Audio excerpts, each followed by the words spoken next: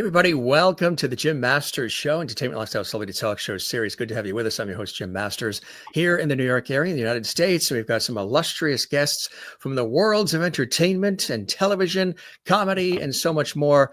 Brian Levant is here, and Fred Fox Jr. is here, and we are celebrating all things television, all things entertainment, but specifically the 50th year of the beloved Happy Days. Yes, and they have penned this extraordinary book. If you don't have it on your coffee table, you got to get it, folks. You're going to absolutely love it. If you love Happy Days, you just love the classic nostalgic television shows, 50 Years of Happy Days, a visual history of an American television classic. And the foreword was written by Fonzi himself, Henry Winkler as well. Gentlemen, welcome to the Jim Masters Show. A true pleasure to have you here. Who let the dogs in?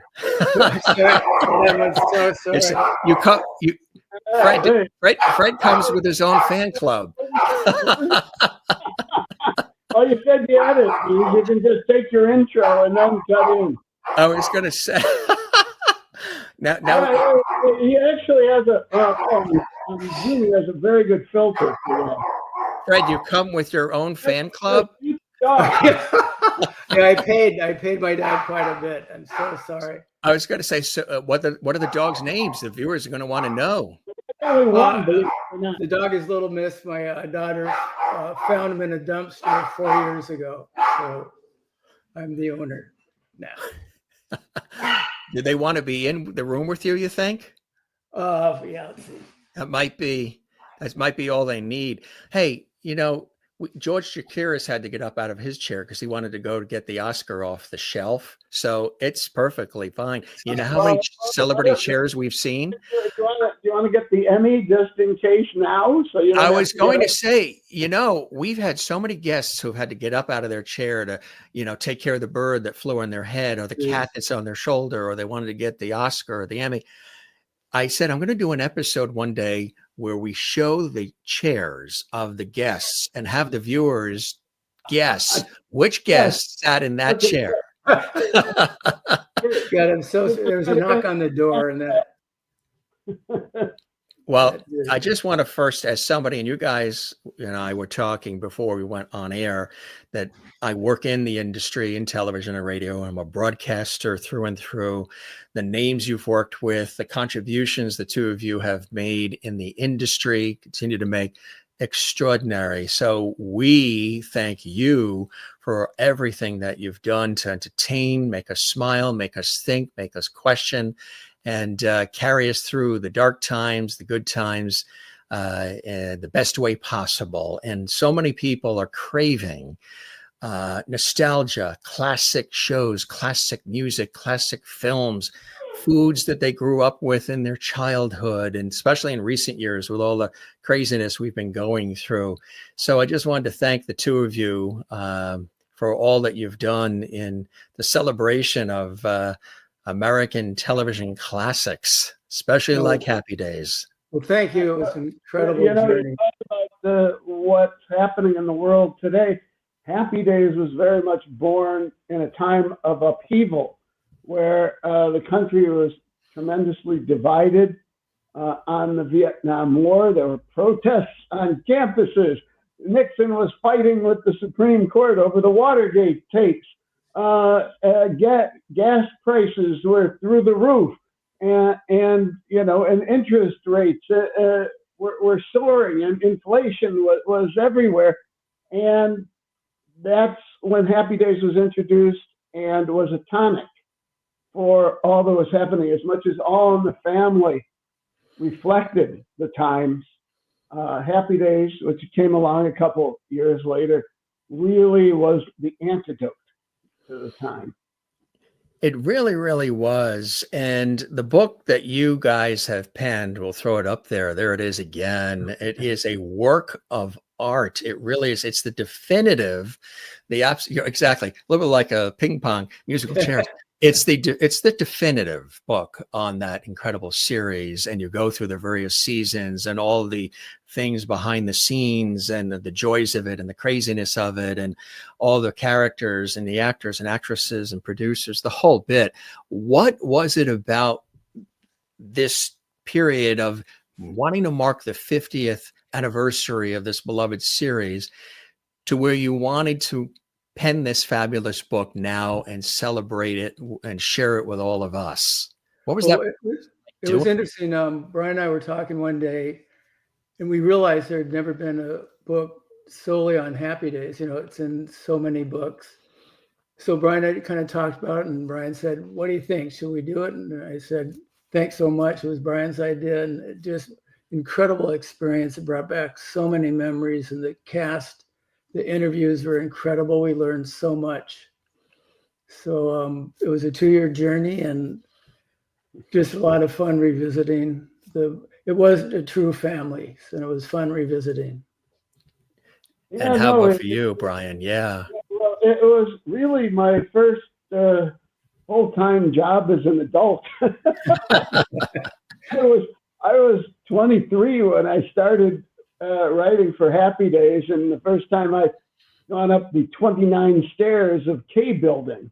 And it wouldn't be until 8 years later, and I was 31, the last time we came down them. And, I was literally raised as an adult on the show, and, people were so generous. I think that's what really marks Happy Days. It made it so different. It was such a welcoming environment, and the people in the cast and the producers knew who they were, they knew what they wanted, and they loved working together. It was a tremendously collaborative environment. Mm-hmm. It was always in the service of where a lot of shows, I think, expend a lot of energy fighting and they don't get it, and things just never go smoothly. Happy Days was literally, and I came along at the beginning of the 4th season, which was Fred's first season on staff as a story editor, and it was a well-oiled machine, but they'd been through so much by then. They had come out of the gate, it had been a huge hit, and then the second season, playing opposite Good Times, the ratings crashed, and it came within literally, there's J.J. Walker at Dynamite, and he dynamited Happy Days' ratings.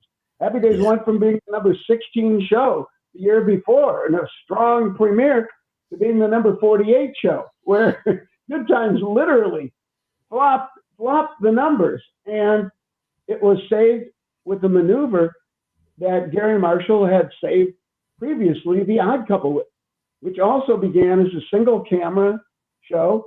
And Gary translated it, along with his partner, Jerry Belson, and others, top people, into a 3-camera audience show, like he had working with Lucille Ball and on the Dick Van Dyke Show. Yeah.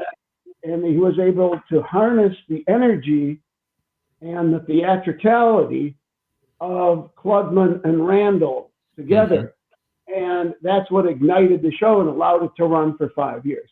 So Happy Days, by putting the show in a position to take advantage of the tremendous stagecraft. Henry, here he was, a guy who was in, the Joseph Papp Summer Theater doing Shakespeare in Central Park, and Donnie Anson had, learned his craft, doing summer stock and things. And the only person who'd never, Tom Bosley, a Tony Award winner for Fiorello, also won the Pulitzer for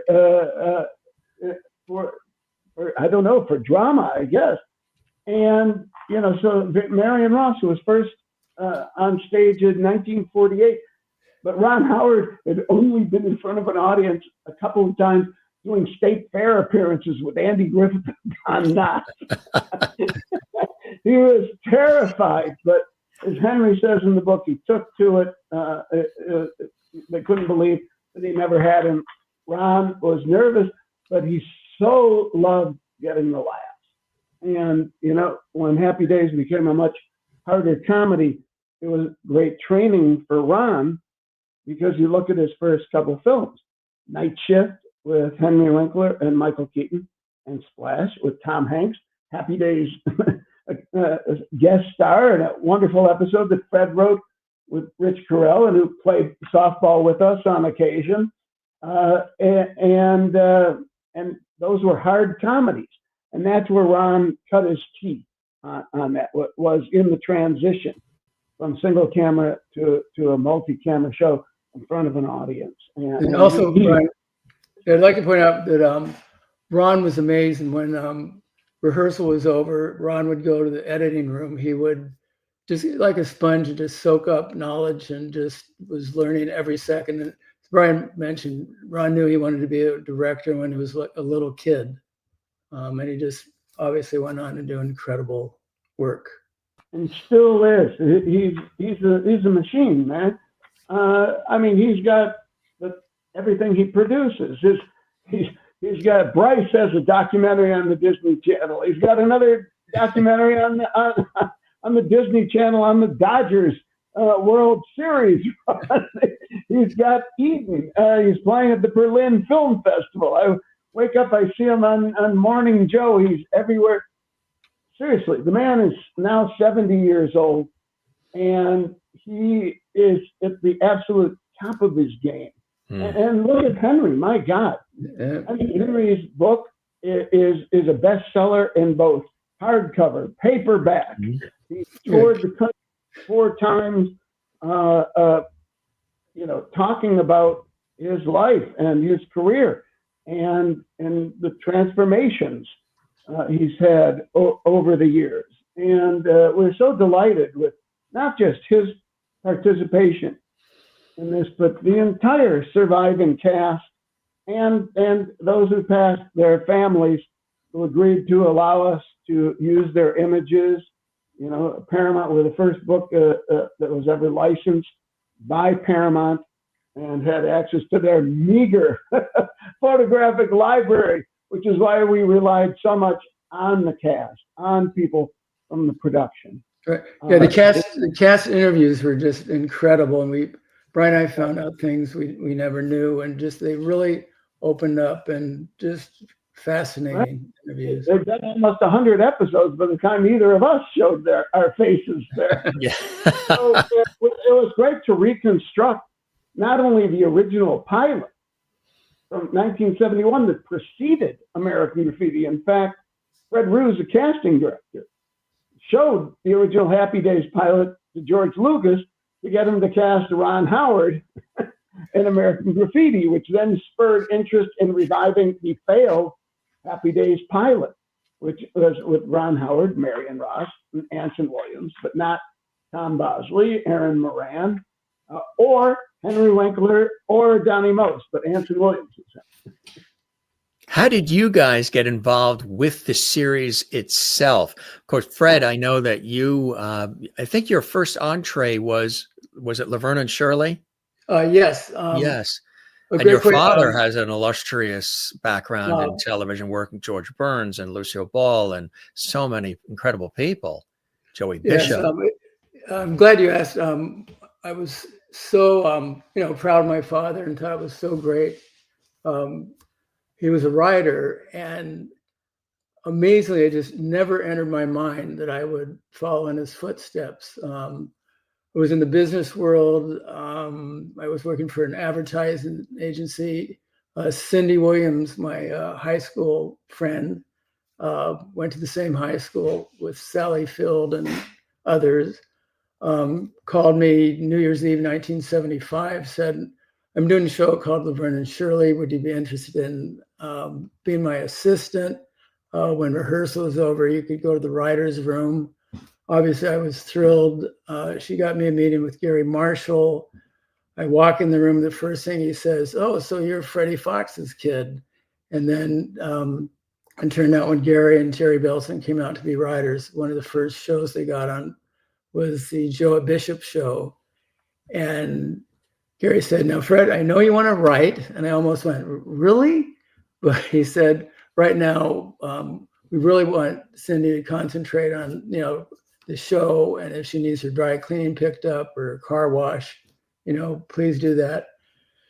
So fortunately, it was a great car wash around the corner.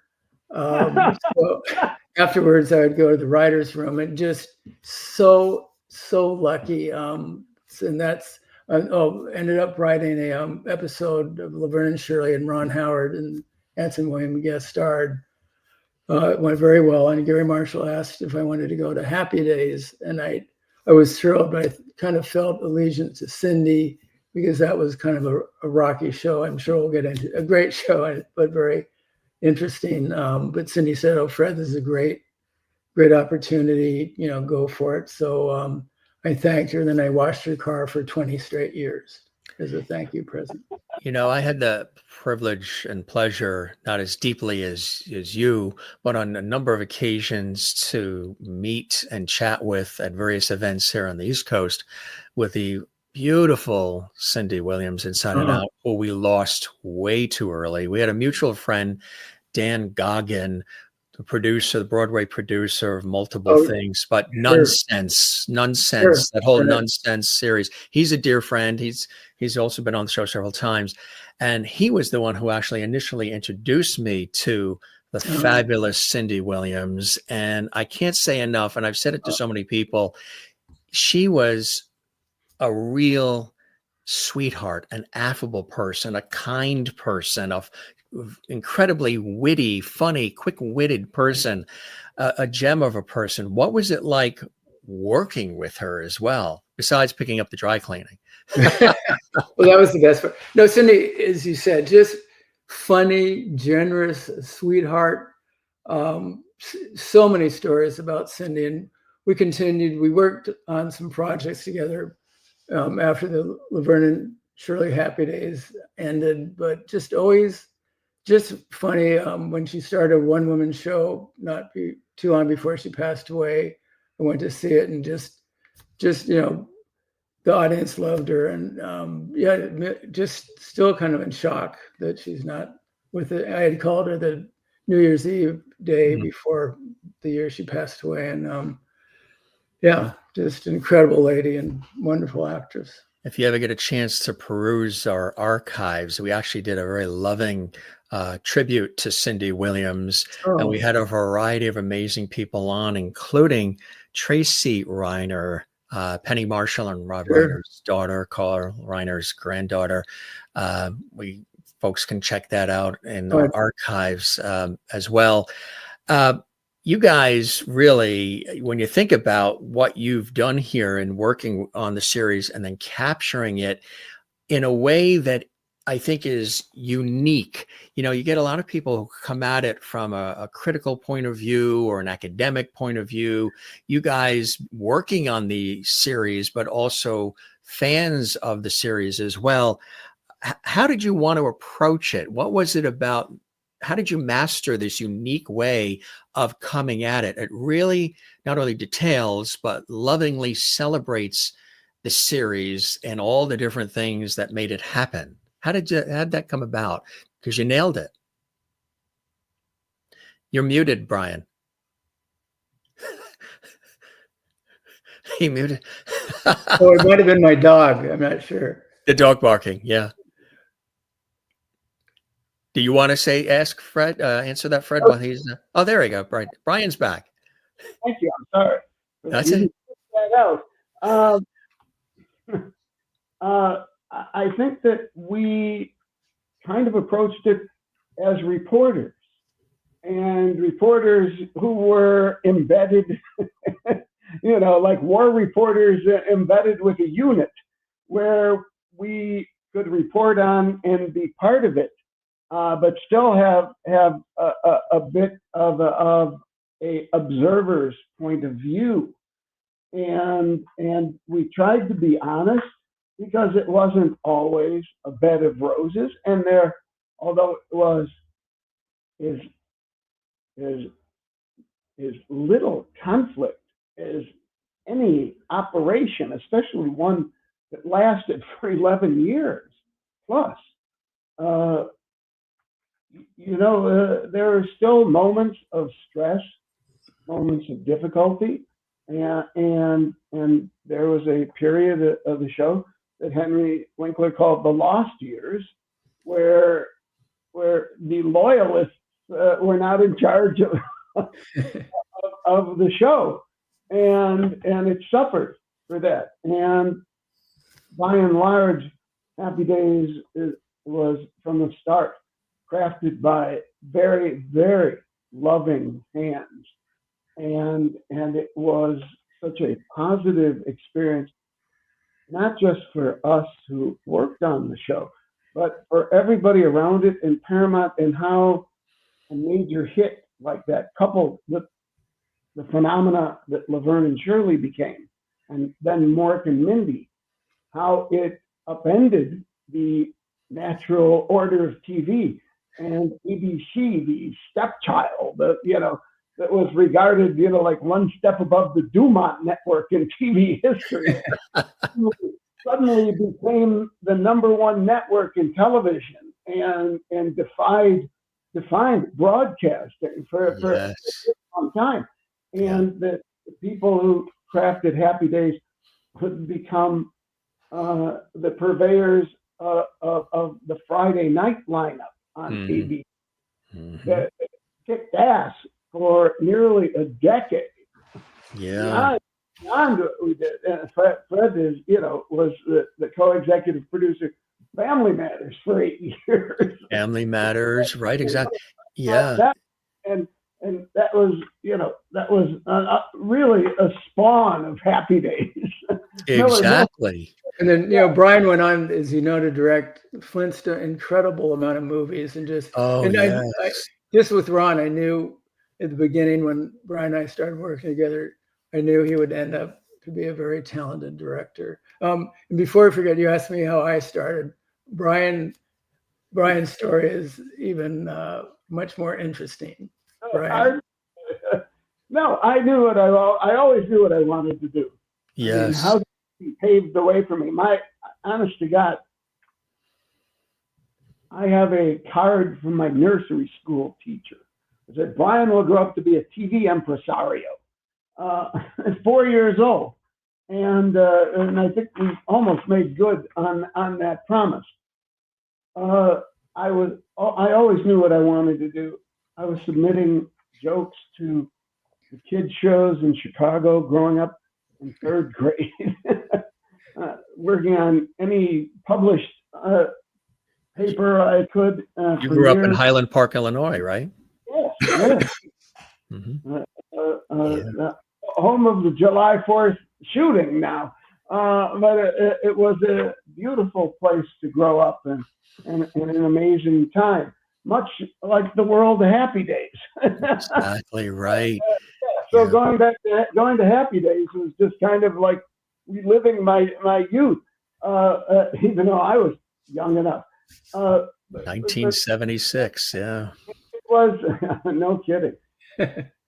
But to get back to what the book meant to us, I think that really beyond maybe the cast and Gary Marshall, I think the show meant more to he and I than almost anybody, and it was such a privilege, and the lessons that were taught and learned were irreplaceable, and there's never been a work situation that I've been in where you had the security, where you had the surety, where the audiences were there to love it. They weren't there to judge.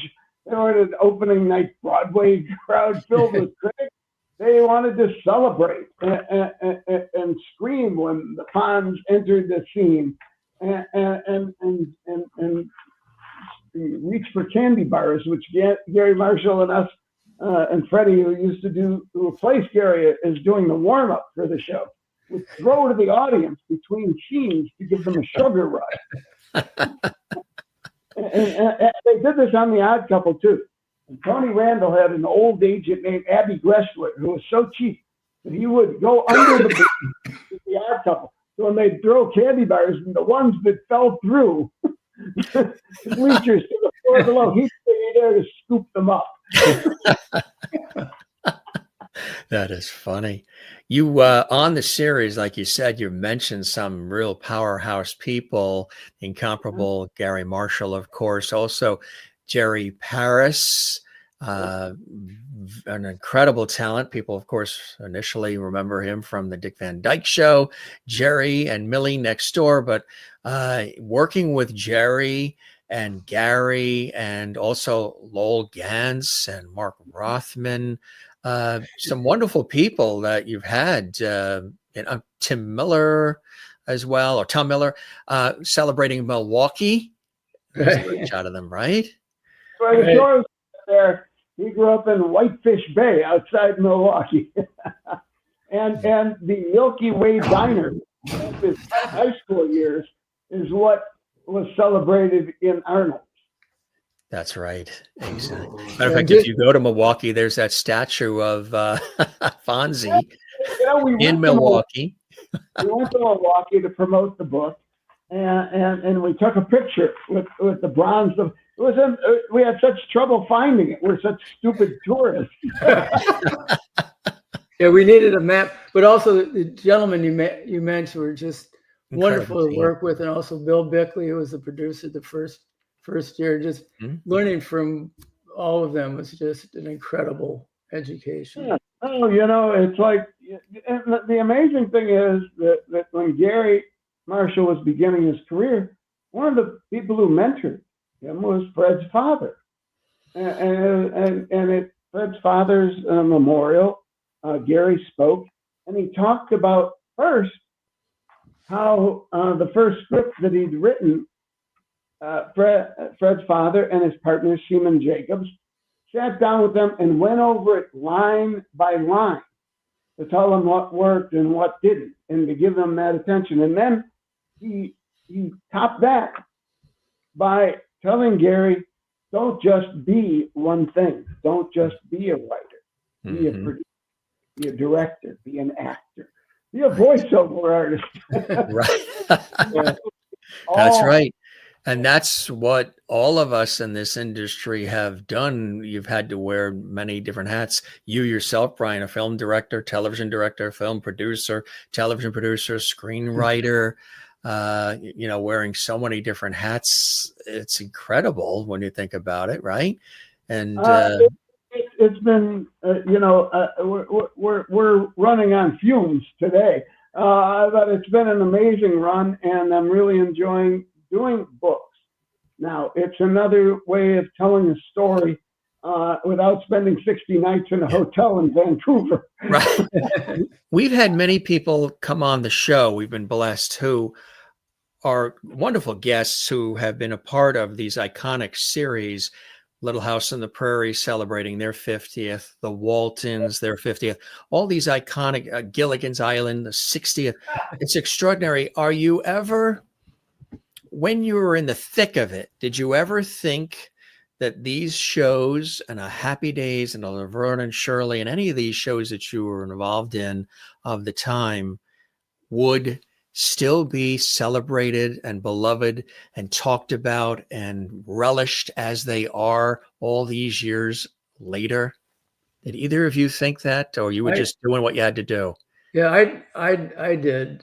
Just as Brian said, just the energy and the attention to detail, and just a very collaborative show. As Brian said, we had a rude awakening when Happy Days ended. It was like in a dreamland, and then you're thrown into kind of like the real world. Although, there's a lot of work and stress, but yeah, I'm not surprised. And I think one of the reasons Brian and I wrote the book is to revisit those days and the family that we met and stayed friends for years. It was just a wonderful journey.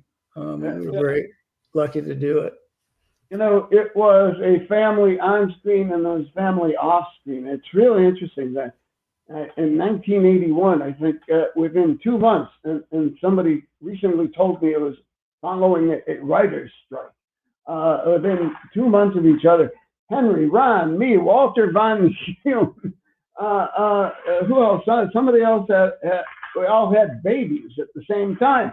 And suddenly, there was this whole rash of birthday parties added to the already crowded Happy Days social schedule. And between the softball team, you didn't just work with these people 5 days a week. Literally, you were with them 7 days a week. And as we always say, it's a cliche to say it was like a family, but Happy Days was more like a family and closer than I think a lot of people's families. Exactly right. Sometimes people use, television to escape into families that maybe they're not experiencing. Marion Ross was a guest on our show, and she, of course, was a real delight. And her son, Jim, was with us as well. And she was talking about, you can see this archived as well, folks, but she was talking about the softball team, and she said she was pretty good. She was a good player. Marion is just an incredible lady. Isn't she? She calls her house the Happy Days Farm. Yes. She just made, and she really enjoyed the softball, and she would get notes from Gary Marshall and flowers saying, she played such a good game. And just the softball thing, as Brian said, just really brought us closer together. We had so much fun, the experiences. And when we were in Germany playing the troops, I'm sure they thought, that's a bunch of Hollywood people, we'll crush them. And we won, I think, every game of these young, service people. And a couple of things we remember from Germany. We went to a hospital where some of the troops are there. Just when the cast walked in, I mean, their faces were just lit up. And then we're at the East-West German border, and then we're in Black Hawk helicopters, and someone said, "Hey, can this do tricks?" And I think our stomachs are still up there. It was just an incredible experience. Yeah. We found a quote from Marion. We loved it. We put it in the book. That she said, "I'm a 53-year-old woman who has to tell my friends I can't go shopping because I have baseball practice." You 96 this year. Yeah, I think so. And doing great. And yes, right. With family. They had a bronze statue released of her not that long ago, too. Right.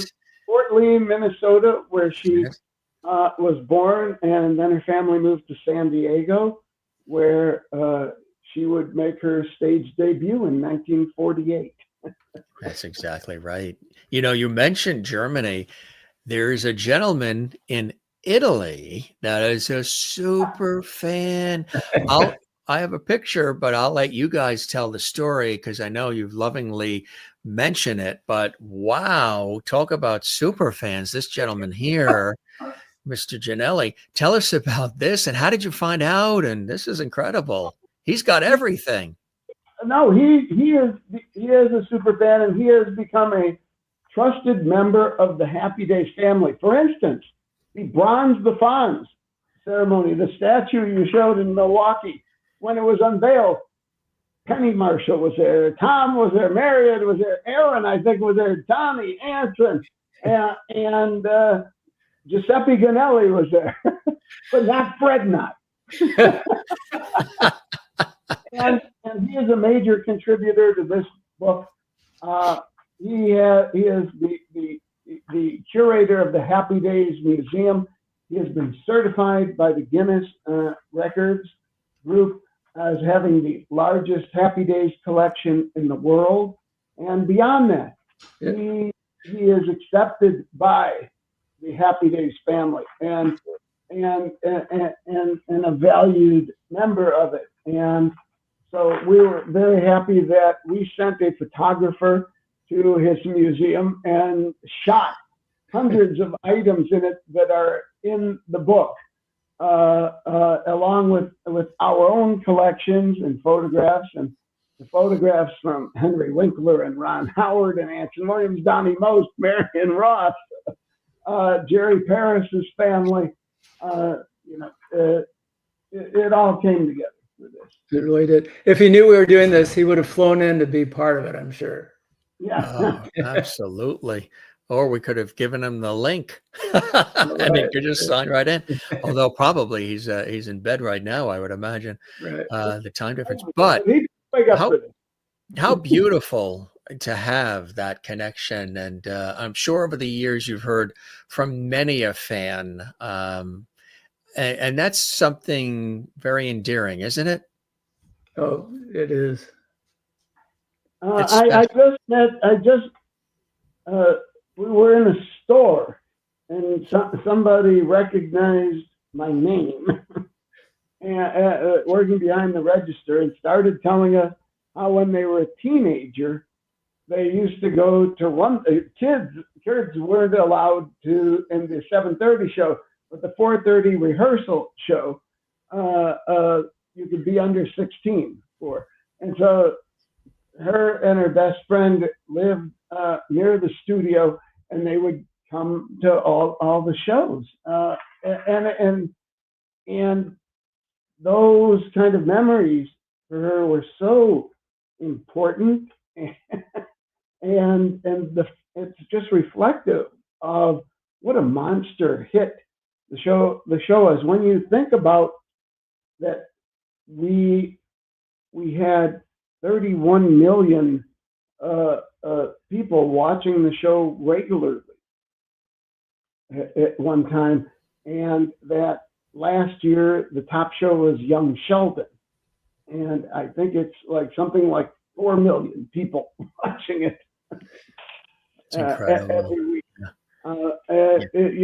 TV has changed so radically, but the show very much reflects the audience who grew up with it and who cling to not only it, but a lot of things from their childhood, the strangest things, like garbage pail kids.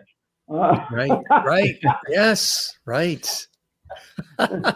Yeah. I want to make mention too to the faithful audience that, as I mentioned, Brian has had an illustrious career in television as a film director, television director, producer, and so much more. Not only working on Happy Days, but also wrote for The Jeffersons and Mork and Mindy and Still the Beaver, known for directing the films Beethoven, The Flintstones, and the prequel, The Flintstones and Viva Rock Vegas, Jingle All the Way, Snow Dogs, Are We There Yet, and lots more. I mentioned Mork and Mindy, and of course, sort of the introduction to Robin Williams as far as the Mork character through Happy Days. What was it like working with Robin Williams and the development of that particular character? But something we'll certainly never forget. We had a table reading of the script, and as Brian points out, we're thinking, "Whoa!" But the start of that was we're in the writers' room one day, and Gary Marshall walks in and says, "Gosh, my son Scotty doesn't watch the show. I asked him would he watch it if something happened." He said, "Oh, well, maybe if you had like a spaceman or an alien on the show, I'd watch it." So Gary says, "Okay, guys, gals, come up with a episode story idea and see what happens." And he kind of walks out of the room. So we pitched the episode, and a gentleman named Joe Glauberg was assigned the script. Brian at the time was writing an episode where Richie and Fonzi first meet. I was writing an episode where Fonzie falls in love with a ballerina. And Joe had this saying, if he was didn't want to do something, he'd go, "Okay, I'll do it, but it's going to be painful." So when Joe was assigned the episode, Joe said, "Okay, I'll do it, but it's kind of painful." And Brian, take it from there. Everybody hated the show. The whole concept of it was repulsive and wrong for the series. And that was reflected in no actor wanted to play the part. And someone quit. The reading on Monday had been horrible. The cast had the same reaction. What is this? And by the grace of the comedy gods, Wednesday morning, Ronnie Hallen and Gary Mentor, the associate producers, and Bobby Hoffman, our casting director, are working the phones, trying to find somebody to play Bork from Ork. Alan Eisman, an agent, says, I got a young client who does an alien as part of his act. And by 11 o'clock, they have Robin Williams in the casting office. They liked what they saw. He stayed on script, strangely enough. They summoned Jerry Paris from stage 19. Jerry was so impressed, he grabbed him by the arm and dragged him to stage 19 before he even had a contract. Now, let's fast forward to 3:30 in the afternoon. The writers are called down to the stage, expecting to see nooses hanging above the bleachers for each of us. Instead, we were treated to the dynamic introduction of a comedy great. The Happy Days cast immediately recognized in Robin this. They seeded the stage to him. They sensed the brilliance. They saw the improvisational genius. And as Henry Winkler said in the book, my job was just to get out of the way and not laugh. And we saw the run through was a revelation. It was hysterical. It was dynamic. It was wild. It was incredible, really. And everybody walked off the stage saying, spin off, spin off, spin off. And indeed, in the fall, Gary Marshall cut together footage from the Happy Days episode of Robin and did a split screen with Pam Dauber's failed pilot's sister, Terry, which Happy Days alumni had put together, and said, what would happen with this down-to-earth Earth girl marries this wacky alien? And Mark and Mindy coming in the fall from ABC. Pam Dauber never heard of it until she read about the show selling in Variety. Never met Robin until they went to Boulder to shoot the main title. It's something we can remember, just every detail of Robin that day. And the audience that night, I mean, that Friday night just went crazy and just were, chanting Robin. And it was just an incredible experience and just the start of an incredible career for Robin. Yeah, he sensed the opportunity and he pounced on it. He really did. And as Fred always said, sometimes, a day player changes a line and get rid of the asshole. Here the improvisation fueled us to do more for him and to create and the things that came out that night. Drinking with his finger, sitting upside down on his face. These all became, iconic traits of Mort that were born out of the rewrite of that night. And it was just such a revelation to be part of his unveiling, as it were. It was. I want to make mention, too, for our viewers watching that Fred as well, you also, an illustrious career, began writing, as we mentioned, for Laverne and Shirley, then went on to write and produce as well, Family Matters, Webster, the new Leave It to Beaver, co-wrote the book for Merry-Go-Round, Music and Lyrics by the Academy Award winners Richard and Robert Sherman, worked on a children's book with the legendary Ray Bradbury, also author of Through Francesca's Eyes, and co-created and served as showrunner for the International Emmy Award-winning series, My Secret Identity. So you've been quite busy yourself over the years, Fred. Well, I've been very, very lucky. And then Brian and I co-created My Secret Identity. It was Brian's idea, and he brought me on. And when the show sold, Brian stayed and ran New Leave It to Beaver, and I went to Toronto to be the showrunner on the show. And California got his first taste of winter. Oh, yeah. and we were fortunate to win the International Emmy, and the only reason I mentioned it is Audrey Hepburn presented, which was amazing. And then Fred hustled it. Right. No, we had one slow dance, and that was it. Not really. Another very beloved figure in television. Of course, Jerry Mathers. Jerry was also a guest on our show as well. You can see that in the archives, gang. Working with Jerry Mathers, what's that like? He's just a warm, regular, nice guy. Yes, no, Leave It to Beaver. It's really strange when I think back on it. We just had a wonderful get together at my place, 40th anniversary of the new, still the Beaver, the new Leave It to Beaver, and we really miss so many of our colleagues who are no longer with us. But when I'm watching the premiere of Leave It to Beaver in 1957, I was in kindergarten, and how could you ever? And I love the show. Loved it from the start. It's perfect for me as an audience. But how can you ever conceive of the fact that one day you would speak at the funerals of 4 of the regulars of the show? My involvement with it has lasted, decades now, and it was such a battle to get it on the air and keep it on the air. Mm-hmm. And then we were finally rewarded for all our suffering. Ted Turner gave us the then largest order in the history of television for 74 more episodes to bring us to 104 total.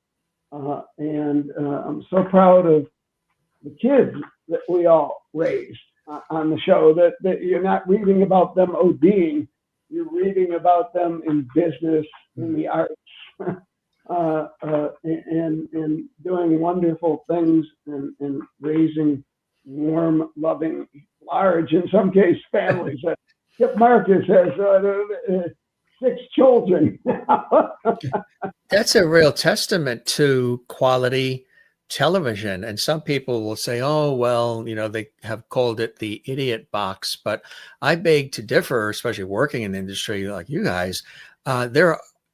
When the time is taken and when the time is put in, you get some really spectacular series. Another of my favorites is Family with Sada Thompson and James Broderick and, that Aaron Spelling, incredible series, the dramatic series, another phenomenal one.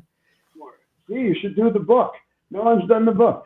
Nobody's done the book. We had Gary Frank on recently, and Elaine Hyvel, who was the original Nancy, and Carol Newman, Gary's wife, but also one of the producers of that beloved series recently. And just the memories of working on that and of working with people like Sada Thompson and James Broderick, and just really incredible.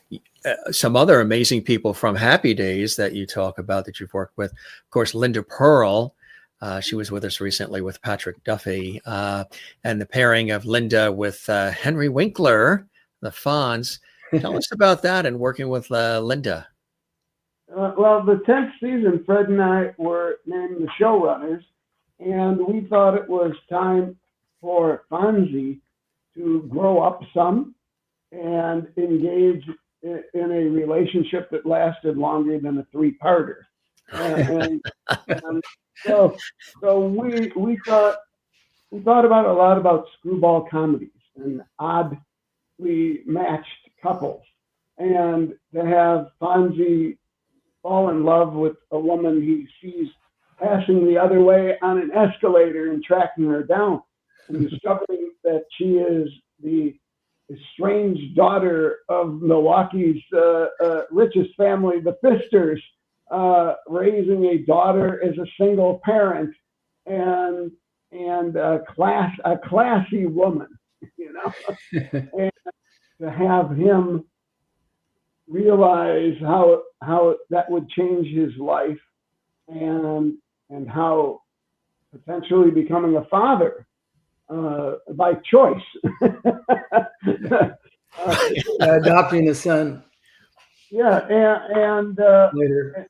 So I think that Linda Pearl, her agents, they put out a casting call for the part, and they said, a Linda Pearl-like person, and their agent said, would you be interested in the real thing?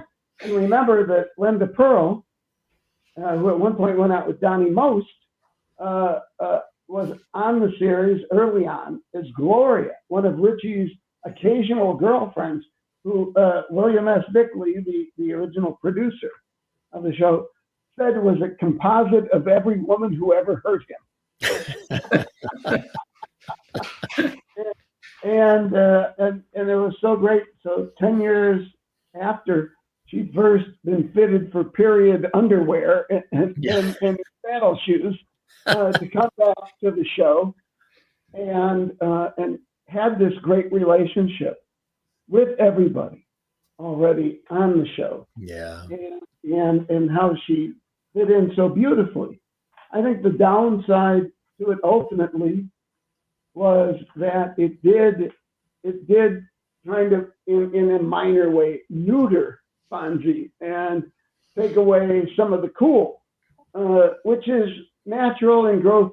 But I think the next year it was decided that she would drop him basically, and he'd suffer for a while and rebound. No, and yeah, Linda was great. I'm actually going to go see April 5th. Going to see a play that Linda's starring in. Crazy Mama, right? Right, and Anson yes, directions, you know. Anson and his lovely wife Sharon. They were with us recently too. If you want to see that episode, sure, definitely. They're wonderful people. That's Anson's wonderful wife, talented writer, and more, Sharon. Yeah. And Linda is starring in it. And I got a chance to see it when they were here on the East Coast. They actually performed it at this facility that is on the grounds of Woodstock in New York, which was really cool. And Lee Purcell was starring in it at the time with Anson and Sharon, Anson producing. And it was Sharon's story about her mama. It was called Crazy Mama. And now Linda Pearl is starring in it. So here you have Anson Williams and then Linda Pearl. They're all working together again. And Donnie Most is belting out the tunes. What an incredible voice and stage presence he has. Coming with Linda Pearl. Right. And he was with us as well. Ralph Malph, of course. You can see that episode on our series as well. Donnie's a great guy. He was with us a couple of different times. All the time he's been with us, it's been fantastic. Ted McGinley, too, was somebody who was everywhere at the time. I mean, loved both this, that, and the other. Working with Ted, what was that like? Great story about Ted. First of all, a great guy.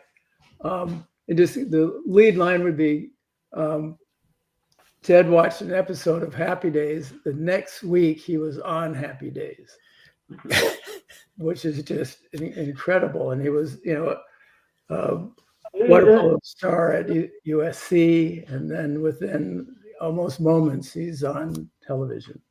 And now he's done over 500 episodes and, numerous #1 shows, critical successes and failures like Sports Night, 7 years on Married with Children, and now has grabbed the brass ring again in Shrinking with Harrison Ford and Jason Segel, and his part keeps expanding because the writers, like the writers on Happy Days, have fallen in love with him and nobody delivers for them.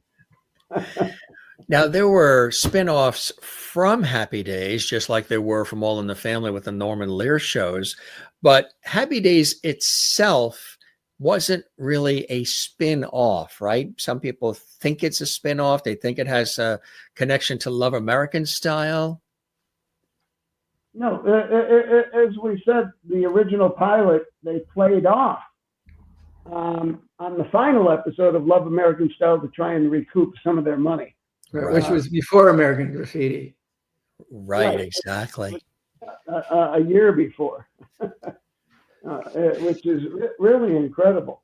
But when you think about the odds of a failed pilot returning 2 years later, it almost becomes the #1 show, spawns 8 spin-offs total, plus a couple that didn't get off the launch pad, 2 of which became #1 shows and major syndicated series as well as Happy Days. And the amount of alumni, including Rob Reiner, who Yes. wrote the second pilot that debuted on January 15th, 1974, and played with the Happy Days softball team many, many times. That it was a wonderful laboratory to learn your craft, because one of the things that distinguished it was that people were always ready to teach you. And if you were interested in learning, it was a great opportunity. And for people like Fred and I to develop the work habits and to learn what it took to organize people and keep them working towards a common goal, and a positive experience for everyone. There was, some people keep telling us, people of our generation say, the kind of training we had no longer exists in the industry. The kind of security that we've had at several points in our career doesn't exist anymore. And it's sad, but those are the times that we live in. And hopefully someone will come along, like Gary Marshall did, and find an antidote to the times we live in that reflects our hopes and dreams and hopes for a better community. Absolutely right. Here, here. And bring back jingles. I miss jingles. I love jingles. and let's play the full theme song in the beginning and let the credits roll with the theme song playing at the end. We had Lloyd Schwartz on, and we were talking about the Brady Bunch, Gilligan's Island, all these different shows that he and his dad Sherwood created. And one of the things I talked about was the importance of the music, the theme, the underscoring underneath the scenes that sort of just brought together, melded together, and heightened what you were already seeing played out in front of you and already feeling through the dialogue, but just it was clinched with that music.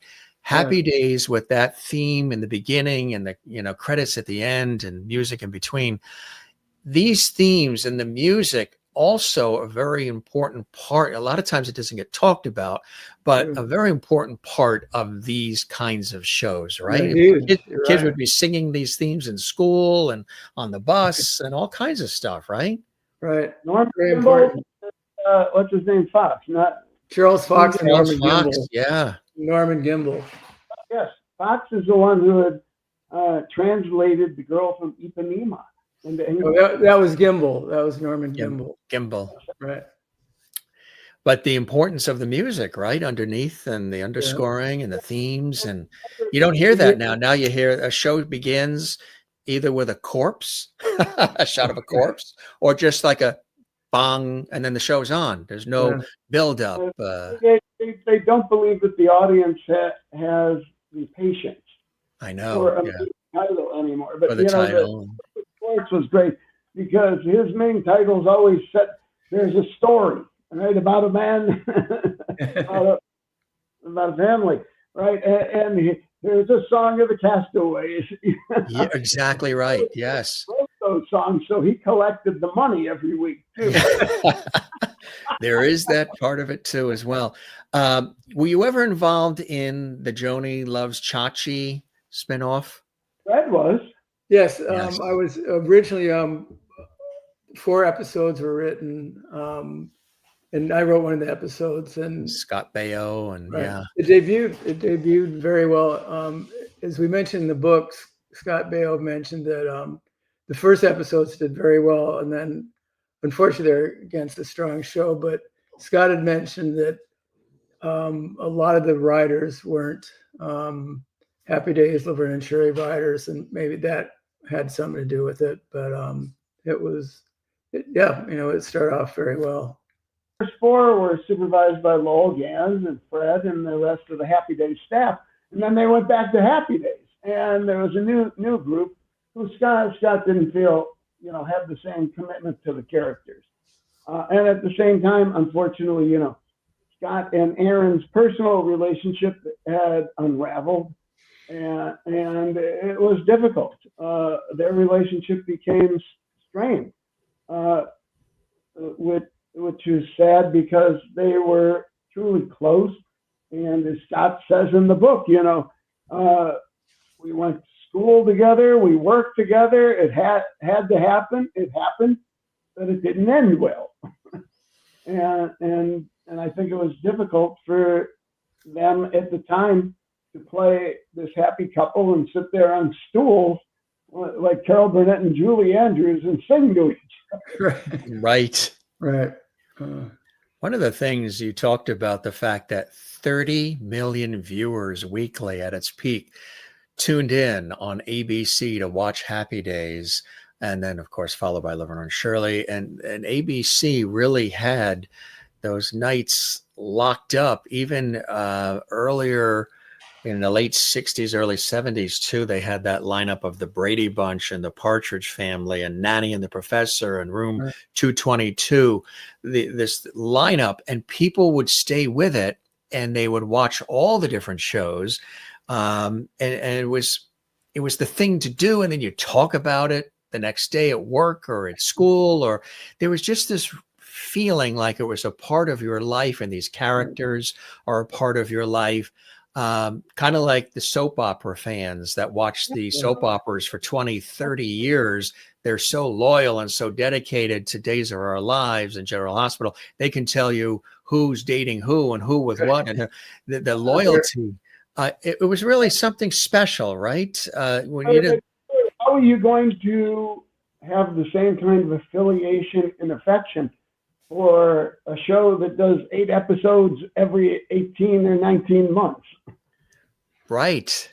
I can't remember where it plays.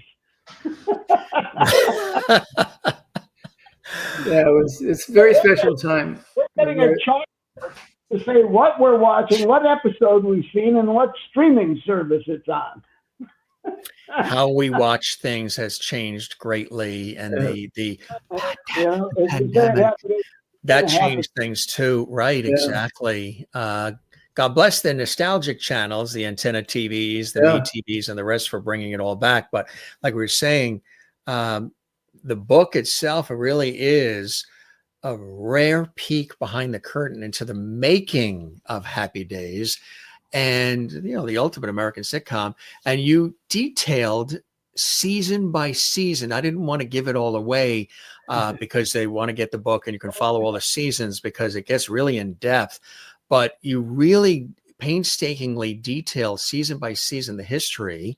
You guys, 2 of the longest serving writers and producers for the show, 30 million viewers at its peak, launching the careers of Ron Howard, Henry Winkler, Robin Williams.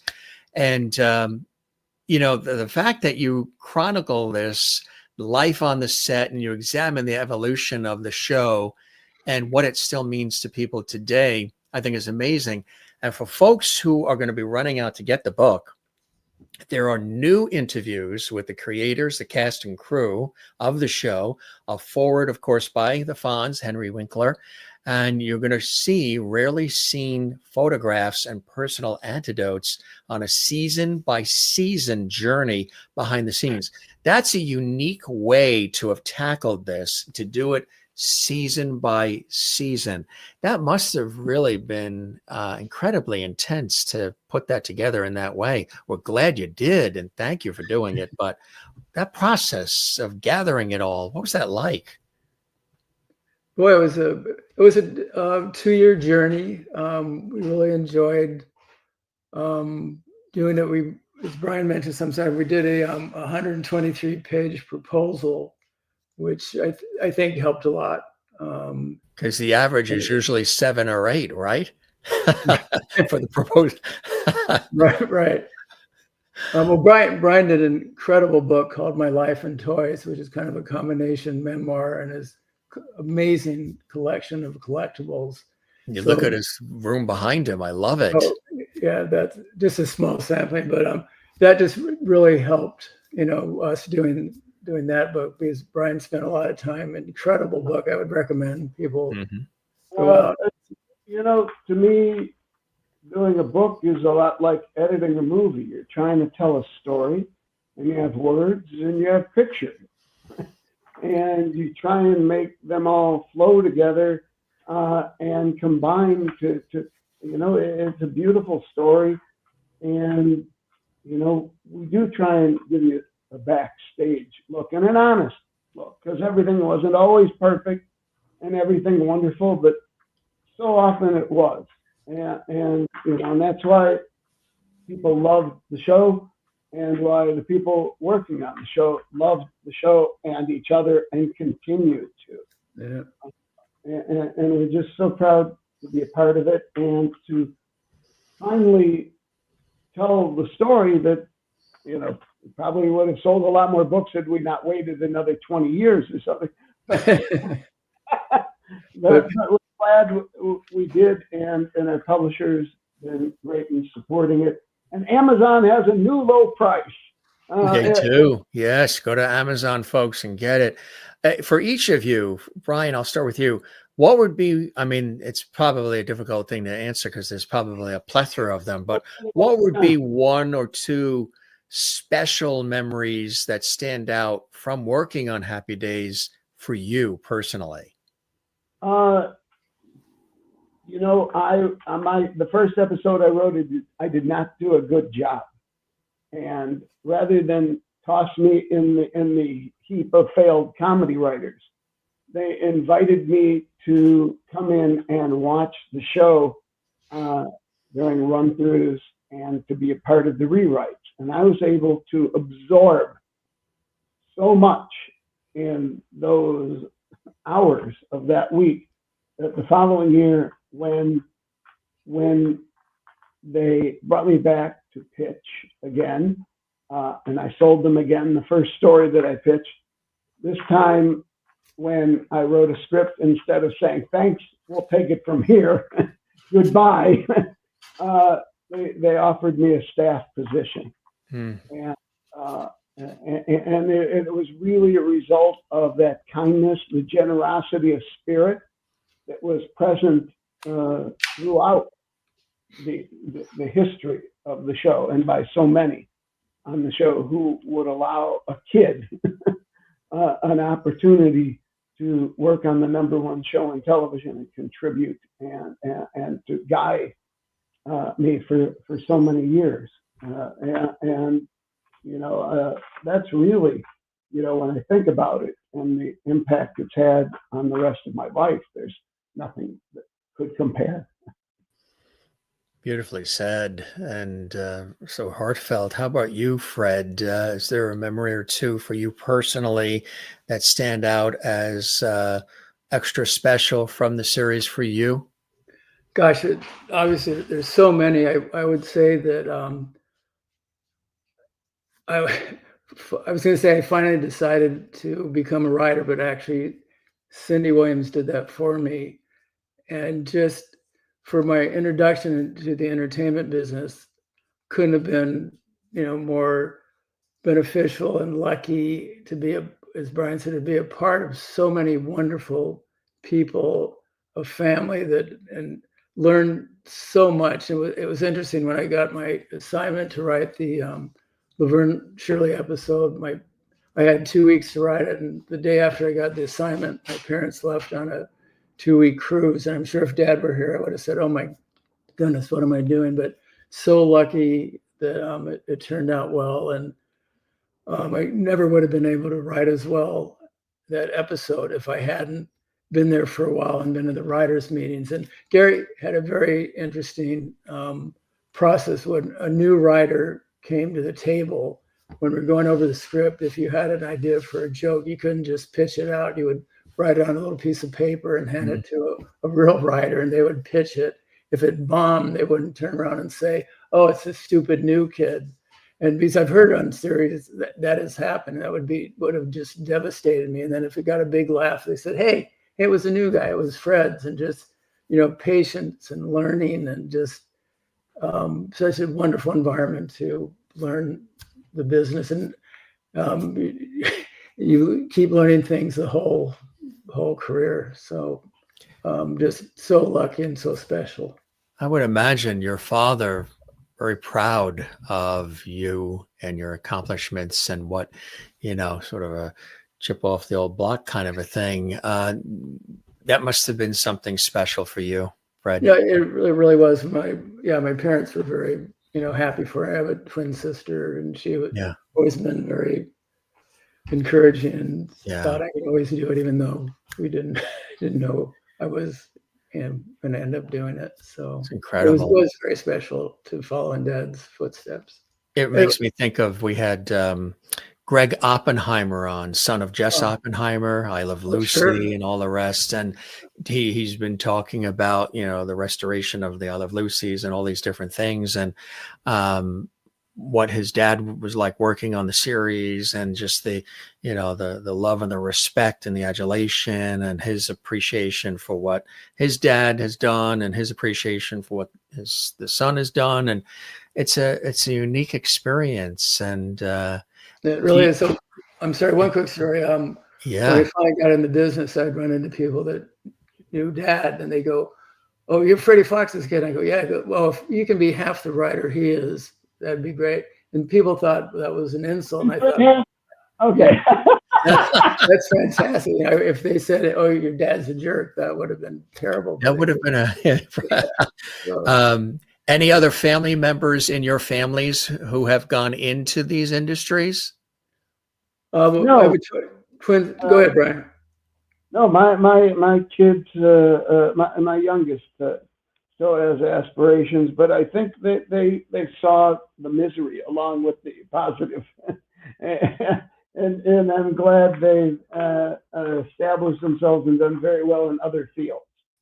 Yeah, I have a daughter going to graduate school who's just an incredible writer. So she could end up being a third generation, named Francesca. Very, very proud of her. Oh, that's fantastic. Brian, I thought I had a lot with the Gilligan bobblehead that Dream of Denver, Bob Denver's wife, sent me when she was a guest. She said, "We got to get you this, Jim." And then the I Dream of Jeannie bottle over there. But taking a look at your spectacular room. Of your logo, you have a great genie bottle. Exactly. Yes. And the gentleman who designed that logo, actually, he has been designing for years Betty Boop, and he was working on a cover of an album for Aerosmith, and his daughter, he is the illustrator. So I said, we want to take that. Matter of fact, that's his hand that's doing the sketch in the beginning, and then it morphs into the logo that pops out. I said, I'll pick the theme music, but if you can illustrate something. And he said, well, retro is very in right now. So he created the whole retro look. That's and great. I said, that's fantastic. And then I said, but I want it to not just be a stagnant still. I would love for it to pop on the screen and come to life. He said, well, I'm not an animator, I'm an illustrator, but my daughter is doing some work for the Tonight Show with Jimmy Fallon. Let me see if I can get her to take my design and bring it to life. So they worked together and were able to create that scenario in the beginning as well, which I thought was really terrific. Oh, it's great. Great beginning. Yeah, something really special, and sort of sets the tone for everything as well. But tell me about this room, Brian, and this amazing museum behind you. I know our viewers will always ask, what's the painting behind them? What's the vase behind this one? So tell us about your museum behind you. Other than a collection of toys of comedians, these are all artifacts and merchandising, etc., from my work. You should see. This is just like it's just one section of the house. You should see the prime one. It's fascinating. It's incredible. A wonderful person who has indulged my many proclivities in collecting. It's a wonderful thing. Hey, I still have all my Matchbox cars and Hot Wheels from childhood, and I'm not giving them up. You know what I mean? We're just children in adult clothing. That's all we really are. What are you guys working on individually or collectively that maybe you want to share? Anything that's coming up? we're still busy promoting our book, and I'm working on a couple more, which are much too early to talk about publicly. That's exciting. That's fantastic. Within the television entertainment world? Yeah, you could say that. That's fantastic. Yeah, we'll have to have you back when you have that. Mystery guest on What's My Line, but maybe. Possibly. We shall see. Stay tuned. Stay tuned. But wait, there's more. How about you, Fred? Thanks. I wrote a spec feature many years ago, and it was optioned. The option's up, and I'd like to get back to that. It was a comedy action buddy movie with a twist. So I'm going to work on trying to get that going. And then also the book I worked on with Ray Bradbury, unfortunately passed away before I had a chance to get it. So I'm working on getting that done. Yay. I think Brian has a wonderful Donald Sutherland look going on right now, Yes. doesn't he? He does indeed. Okay. Maybe he'll do the Volvo commercials like Sutherland did. Drive a Volvo. Did you guys ever get into that world? Did you ever get into commercial and any of that? I did one commercial in my life. In Italy, I felt terrible about it, but they sprayed me with money. And I went to Milan and just had a terrible time because I had no idea why I was doing what I was doing if I wasn't trying to go for a laugh, if I wasn't trying to entertain people. It offended my soul, and I never did it again. But yeah, no, I've never been involved with the commercials. So. I think it's really amazing, the two of you coming on and sharing this and putting your heart and soul into the book and everything that you've done and continue to do. What would you say to somebody watching now, all these years later, who is loving the conversation, is inspired by it, they have some ideas, and they're actually thinking now, because it's changed greatly, as we all know, about stepping foot into these industries, into television, into entertainment, whatever it may be. What would you say to somebody who's thinking about that as a career now, these days? Fred? Go to law school. Right. I actually, there's been a couple of guests who, they've been some really great actors and and legends. And I've asked them the question and they'll say, look, if 50% of you wants to be an actor and 50% wants to be an accountant, be the accountant, because you got to be 100% in to do it all and survive it all. What would you guys say to go to law school? It's tough. The business has changed so much, and it's tough. I mean, even during the days we did it was hard, but you had, I think, a better chance. And award shows, they say, never give up, follow your dream, which I think is true. It's so difficult. And also it's difficult when you start out trying to become an actor, a writer, a musician. I think the tough line is how much time do you give it? Some people, give it 1 or 2 years and then kind of quit. Then you hear stories that people have tried 10 years, all of a sudden become a major success. So it's a tough question. I think if you just have a strong desire, learn as much as you can, watch movies, watch television, and just do due diligence. Bobby Hoffman, who Brian mentioned earlier, was a huge fan of actors that did plays and would really bring in people that had that kind of experience.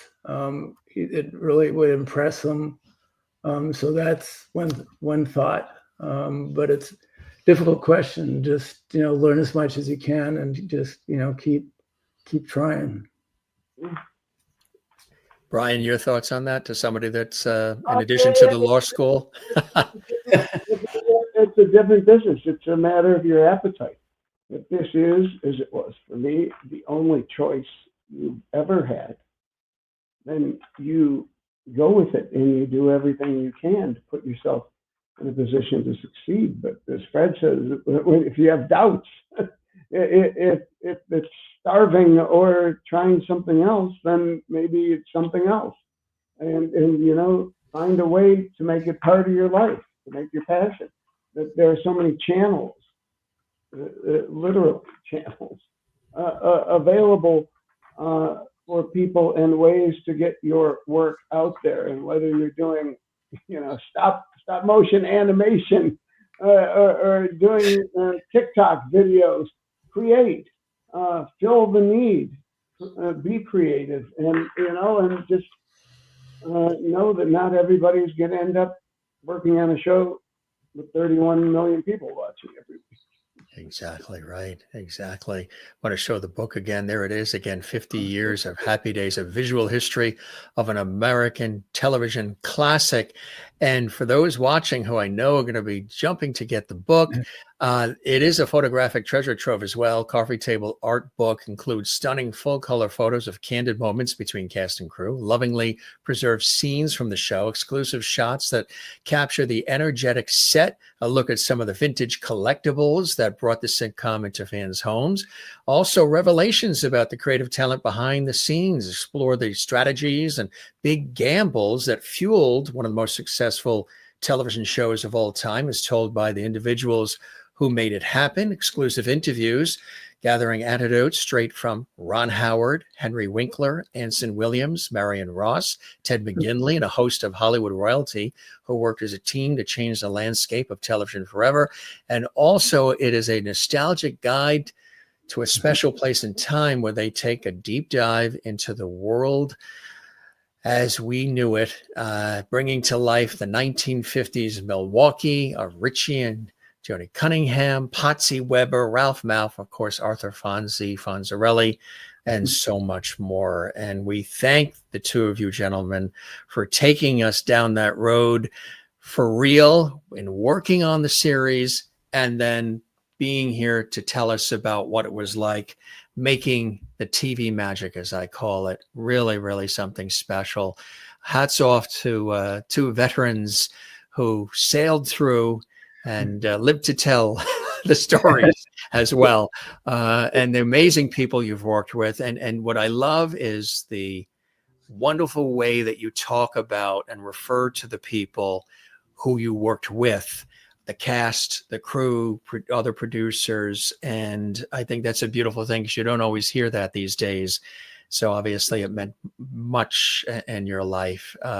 Really, truly spectacular conversation. And we're going to keep the porch light on for both of you as we do here at the Jim Masters Show. I truly hope, Brian, you enjoyed the time with me as much as I have with you, and Fred as well. Oh, thank you for having it. It's a lot of fun. All right. Signing Brian, off. yeah, portions recorded. Brian, thank you for joining us as well. It was a real pleasure. Our pleasure. Thank you. You did great job. Thank you. Thank you, Fred. You take care. Congratulations on everything. Thank you. See us Bye-bye. again. Take care now. Fred you. Fox Jr. and Brian Levant. Fred, again, thank you. It really was a blessing to have you here. And thanks for love chatting with you before the show as well as we did. You too. And thanks again. And we'll keep in touch, obviously.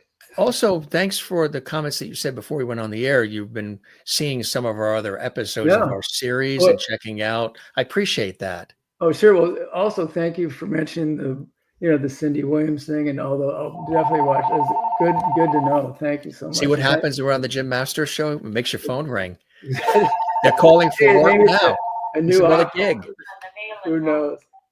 Thanks so much. Fred, thank you, my friend. You take care. Bye-bye. We'll talk again. Incredible, huh? See what happens when you're on the Jim Masters Show? Your phone starts to ring and work starts to happen. So they say, right? Celebrating 50 years of happy days in grand style with two gentlemen who were showrunners and producers involved heavily with this series and talking about it in such a loving way and an expert way as well. And then penning this fantastic book, 50 Years of Happy Days, a visual history of an American television classic. Brian Levant, Fred Fox Jr., legendary television producers, directors, screenwriters, and so much more coming together, great friends, and sharing their stories. We mentioned with Fred, his father, Fred Fox Sr., well, his father worked with George Burns and Lucille Ball and Joey Bishop and some of the iconic people in the industry as well. And it was nice that he got a chance to share some of that about his dad's epic contributions to the industry as well. For those of you who want to see some of these people that we've been talking about as well, Jerry Mathers from Leave It to Beaver, who they worked with, Brian worked with him. Jerry Mathers was a guest on the Jim Masters show, and it was an epic episode. Cindy Williams, who, as I mentioned, I had an opportunity to know, and she was wonderful. Cindy Williams, of course, Shirley Feeney from Laverne and Shirley, and so much more. We did a special episode with celebrity guests. Tracy Reiner was with us. That's Rob Reiner and Penny Marshall's daughter. Penny Marshall, of course, played Laverne. Tracy Reiner, also the granddaughter of Carl Reiner, created the Dick Van Dyke Show and so much more. Check that episode out. That's archived on our YouTube channel, Jim Masters TV. Linda Pearl, talked about Linda Pearl, who was also on Happy Days and so much more. She was here a couple of times. One of the more recent times, she was here with her husband, the wonderful Patrick Duffy, who you know, of course, played Bobby Ewing on Dallas. That was an epic episode. Check that out. Also, Marion Ross has been a guest here on the Jim Masters Show. She was Mrs. Cunningham, Mrs. C on Happy Days. We had an epic conversation. Her son, Jim Meskimen, who is an incredible impressionist and so much more, he joined her from the Happy Days Ranch, the Happy Days Farm, which is her beautiful home in California. The incomparable Marion Ross was a guest on our show. Anson Williams, who played Potsy Weber, he was a guest with his fabulous wife, Sharon Williams, Sharon McHarry. She was with us as well. And matter of fact, Anson Williams was with us a couple of times. You can see those episodes. And Don Most. Yeah, Ralph Malph on Happy Days. Also a brilliant singer, too. A couple of times, a couple of episodes where he graced us with his presence. He was a guest on the Jim Masters Show series as well. So you can see Don Most, you can see Anson Williams and Marion Ross and Linda Pearl with Patrick Duffy, our Cindy Williams tribute, Jerry Mathers from Leave It to Beaver, and so many others archived on our YouTube channel. We thank these two fine gentlemen, Fred Fox Jr. and Brian Levant, for joining us here and telling us about the making of, the creation of, and all the times that they had together on Happy Days. Really cool special here on our show. It's now over 50 years of Happy Days. Check the book out. It is on Amazon as well, everybody. 50 Years of Happy Days, a visual history of an American television classic. And the foreword was by Henry Winkler, the Fonz. Yeah. And as I mentioned, we showed this earlier, I did have a chance to meet on several occasions the wonderful Cindy Williams, who was, of course, Shirley Feeney on Laverne and Shirley, but she was much more than that. She was affable, warm, funny, witty, a loving person, beautiful inside and out. I just had so many great memories of times with her, and she is greatly, greatly missed, gone way too soon. The incredible Cindy Williams. Hey, we hope you enjoyed this episode. If you did, come see us again. I am your host, Jim Masters, and it's always a pleasure to have you here. We're taking you back in time. A little nostalgia on this episode of the Jim Masters Show as we remember Happy Days, and we celebrate the 50th anniversary, now 50 years plus. If you enjoyed the episode, hey, come see us again, and also give this episode a like, a thumbs up like on our YouTube channel, Jim Masters TV. Matter of fact, if you haven't, subscribe to the YouTube channel. Come join the Jim Masters Show lovely family. The channel, of course, is Jim Masters TV, and the show is The Jim Masters Show. Subscribe to the channel. Share this episode on your social media, and drop a comment below right there. What's your favorite episode of Happy Days? When did you start watching Happy Days? When it first signed on the air on ABC, or maybe in reruns years later? Did you have a favorite character on Happy Days? Did you also watch Laverne and Shirley, Mork and Mindy, and these other shows that they talked about as well? Engage with us. Come say hi. We love having you here. And thanks to everybody who comments and supports and celebrates what we're doing here at JMS, the Jim Masters Show. We thank you all. I always want to make sure to thank our loyal viewers and subscribers and supporters of our Epic series and all our great guests as well. If this is your first time here watching our show, thank you for joining us as well. And if you're one of our longtime loyal fans of the Jim Masters Show, we thank you as well. We love having you here. This is your host, Jim Masters, thanking you for your time this time. Till next time, as we always say, don't forget to take care of one another, love one another, and do the very same for yourself. It's important to do that. We love having you here. I'll be waiting for you for the next episode. We're putting together some more great shows, and there's hundreds and hundreds that you can binge watch in the archives on our YouTube channel, Jim Masters TV. Check them all out. Till then, be well. Come see us again.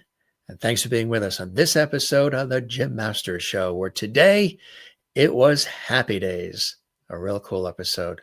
See you again soon. And cheers.